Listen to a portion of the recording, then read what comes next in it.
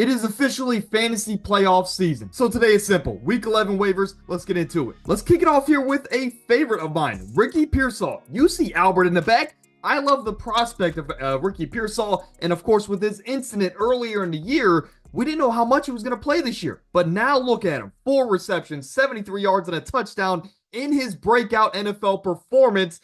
And I love to see it. This is the guy that is filling in for the void of Brandon Ayuk. And this is the Niners offense that now with McCaffrey back, they're going to get rolling. I like Pearsall going forward. And to me, he's the number 1 pickup on the week. Bo Nix, this is a guy that is averaging 24.5 fantasy points a game over the last 3 weeks. But that's not why I like him. I like him because over the next 2 weeks, he has 2 very favorable matchups. 2 top 10 matchups for the quarterback position. He plays Atlanta at home, and then he goes on the road to Vegas in a divisional matchup to play the Las Vegas Raiders. So he's rolling. He's playing his best career football in his rookie season, and now he has 2 great matchups ahead. So if you need a starter with all these bye weeks coming up, Bo Nix, I think, could be a sneaky option. Back to the wide receiver position, the last player I want to highlight is Rashad Bateman. He's averaging 5 targets a game over the last month. Now, if you watch Thursday night, you might want to go after Tylan Wallace because he had the explosive play.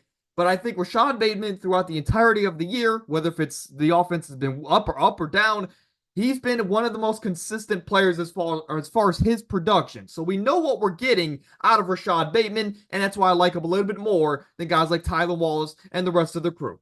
So if you need a sneaky flex option to close out this season and to make this playoff push, Rashad Bateman with a plus matchup might not be a bad option.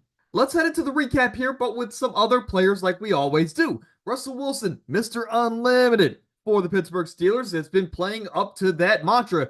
5 straight wins for the Steelers, though all of those are not credited to Russell Wilson. He's playing really good football at the moment. And now with Mike Williams, of course, actually playing good football for the team, this offense might only get better now. Except, again, Jaylen Warren's only getting healthier, and this team is rolling. They're one of the scariest teams in football at the moment. So Russell Wilson, if you need a starter, might not be a bad option as well. Now, Trey Benson, let me clarify.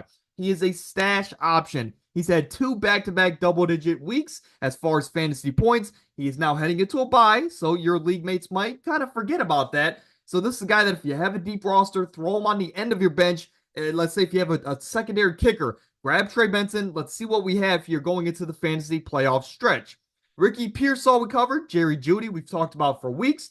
Rashad Bateman we talked about here. MVS with Chris Olave on IR the next couple of weeks, of course. And Rashid Shaheed, of course, out of the mix. Bub Means is hurt.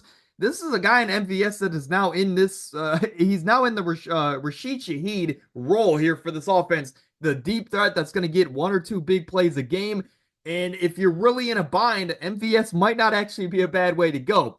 Xavier Legette, he's getting the consistent production. And Bryce Young is getting more and more comfortable. I like Legette going forward.